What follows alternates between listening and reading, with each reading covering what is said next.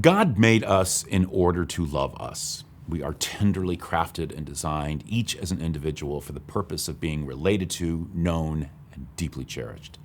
Yet this means we are also given the freedom to make choices with our life, to live as fully conscious, self-determining beings, even to the point of whether we choose to respond to the Creator's love.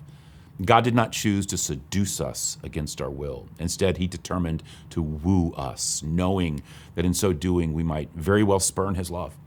But this is the only way to have the relationship be an authentic relationship. This is the dynamic at the heart of human existence.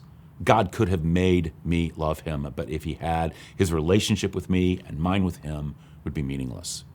God wants my relationship with him and with others to be real. So when he created me, he had to take the risk of setting me free. The great leader of Israel, Joshua, voiced some of the most famous words in Scripture when speaking of this amazing liberty in relation to his own life. He said, "If serving the Lord seems undesirable to you, then choose for yourselves this day whom you will serve. But as for me and my household, we will serve the Lord." The first instance of this freedom to choose love was, as you might expect, made by the first humans, Adam and Eve. They were given one and only one instruction: don't eat from this one tree. The tree in the middle of the garden stood as the great authenticator that the love between the first humans and God was real. Then they chose to eat the fruit from that tree. They made the conscious, purposeful decision to go against the love, against the relationship. The lover was spurned, and then all hell broke loose. The decision the first humans made to reject God's leadership and ongoing intimacy within a relationship with him radically altered God's original design for how the world would operate and how life would be lived.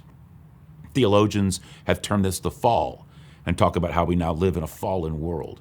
We live in a world that is not the way God intended it to be.